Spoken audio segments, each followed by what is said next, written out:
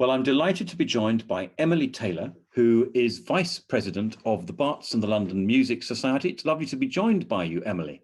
Hi, Paul. Well, this has been a baptism of fire, hasn't it, this year for you all, in the way in which you've had to run and keep music alive at Barts and the London. How have you done it? Well, in the first term, we mainly focused on online performances. And so trying to do what everyone had done in the first lockdown, where everybody recorded themselves individually and then put it together using digital technology, which meant that we had to do quite a lot of learning of this new skill of putting together sound and video. And we learned very much a lot along the way. And it was pretty tiring, but I think we're glad that we got so much and so many people involved, even though we were spread around all over the country. I've introduced you, obviously, as a student at Barts and London. You're studying medicine. And Yes. you know, that's not an easy degree to do, is it? No. No, it's Definitely online. It's immensely time consuming. And I know only too well how long it takes to edit a film and to particularly edit all of these recordings and individual recordings of people to make these collages. Is it a question of minutes? Is it a question of hours? Or is it a question of days to put these things together? Video, I found, has taken much longer than the music side. The music side, it's a good 3 or 4 hours, and then the video is probably around the same of that, but it's more of getting the video with people, getting them in sync. Yes. And it's very, very obvious with video. And also what we found is that it takes quite a long time to upload to the internet as well. Yes, it does. Absolutely. I've come across that myself. I've had to opt for fiber broadband for that very reason of uploading films. Yeah. It is a hugely complicated job. I must commend you, if I may, on the amazing work that you've done, you and Mira particularly. And I'm going to be talking to Mira very soon. You've managed to keep music alive, haven't you, this year? Yes, well, I think it's quite important, especially as so the year 1 and 2 medical students weren't really coming back in person until January, so they were quite isolated all around the country. And the first years in particular coming into Floria and Dawson and coming down to London possibly for the first time and just being quite isolated to allow them to have some place to keep all the music going. So do you think that music is actually important to the medical students from the point of view of their studies and their social arrangements and their ability to focus on these particular demanding studies?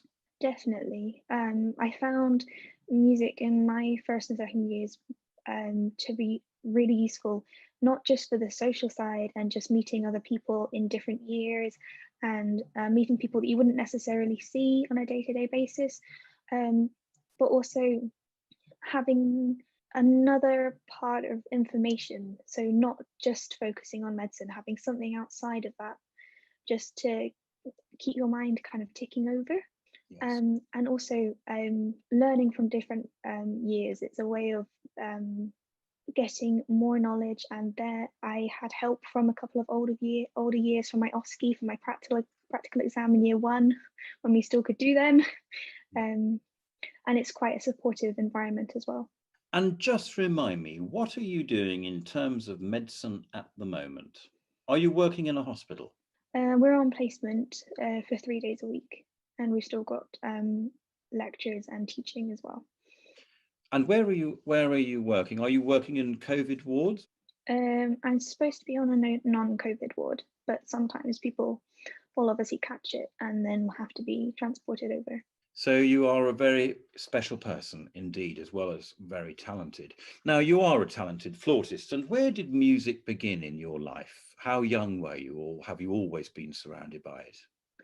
Well, my mum's actually a piano teacher. So she started teaching me piano at the age of 4, and I really wanted to play the flute, but you can't play the flute until your proper teeth come in, because stopped development. So I started the recorder as well at the age of 4, and then swapped over to the flute when I was at 7. And it just kind of went on from there, really. And so you've taken music very seriously all your life. How important is music to you on a daily basis, and how important has it been to you personally, particularly this year? On a day-to-day basis, I quite like to play the piano to it's a good distraction technique, Mm. just to do something else, and to just play and not have to think about anything else, any kind of exam or anything like that. Um, and also, yes, in the first lockdown when I did move back home, and actually me and my mum swapped instruments, so we taught each other our instruments. So I learnt the double bass for a couple of months, and she learnt the flute. She could just about get 12 minutes of a lesson because her lungs weren't used to that amount of air. Now, of course, you're a wind player, and it doesn't need me to tell you that learning a wind instrument is very helpful for people Yes, physically, isn't it? Uh, yes. it's helpful for asthmatics, it's helpful for every aspect. And for people who might be getting COVID, if you're a wind player, you've got a better chance, haven't you? Yes, and also I saw something online recently. The breathing exercises that you do to increase your lung expansion can also help with the COVID getting over it, rehabilitation, because there was a link somewhere about opera Yes, exercises that people were doing, and I thought that was really interesting to bring music in. absolutely. So making sure that people have the ability to study music, both in schools and at university, whether that's the profession that they're going to follow, do you think that's an important? I'm actually asking you a slightly rhetorical question. I can imagine you probably do, but do you think it's an important thing? Yes, obviously. Even if it's just singing in a choir once a week, there's evidence of it being helpful for mental health, as you said, physical, helping with lungs, and it's just also a social activity where people want to just get together and chat. It doesn't have to be serious either. Um, I mean, music's been a part of my life since I was young, as I said, so I don't really know anything a life without music, really.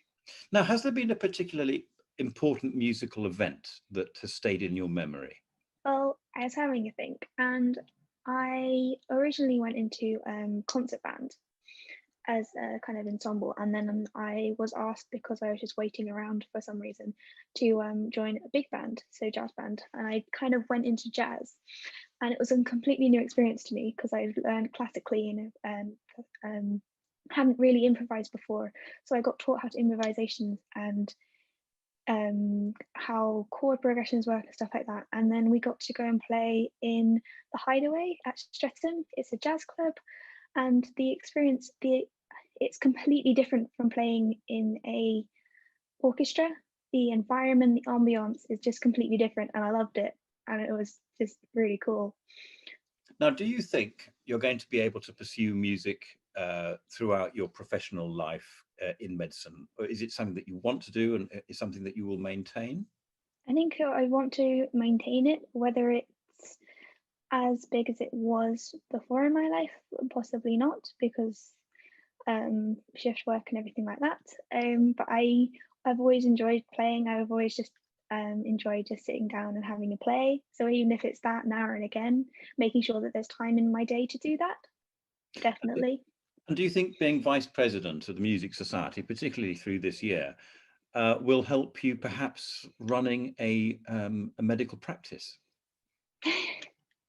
Possibly, because we've got 3 groups going at the moment. It's quite um, not difficult, but it's a bit of a juggling act because we've got different managers doing different things, and I think we've got something like 9 or 10 people on our committee, so all doing different things. So keeping an eye on what everybody's doing, definitely yes.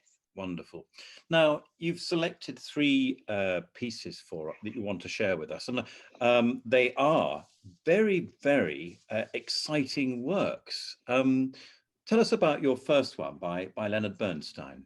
Well, Overture to Candide, I heard the first time just casually on the radio, and I really liked it. I liked the different rhythms in it. Leonard Bernstein as a composer really interests me with his work from West Side Story and his use of rhythm. Well, it's a very exciting work indeed. And the second work is follows on from that excitement, doesn't it? Yeah. Tell us a little bit about your second choice. Um, I like the style of Dance on Two Marques. Again, from the radio, I listen to the radio a lot and pick out different pieces, not knowing what they are, and then going away and looking them up and going, "That's really cool." And actually, Gustavo Dudamel conducting it conducts things with this type of style, I think, really well and brings it out in the players. And I think what also watching them and watching him perform is really exciting. It is indeed. I must tell you that I had the opportunity of meeting Gustavo Dudamel and showing him round Canterbury Cathedral as his guide, which was great fun. And then your final choice is a real rip-roaring, wonderful piece by Gershwin. And you've managed to find it with Leonard Bernstein as well. Tell us about it. Oh, Rhapsody in Blue. It's not really jazz, but it got into that era.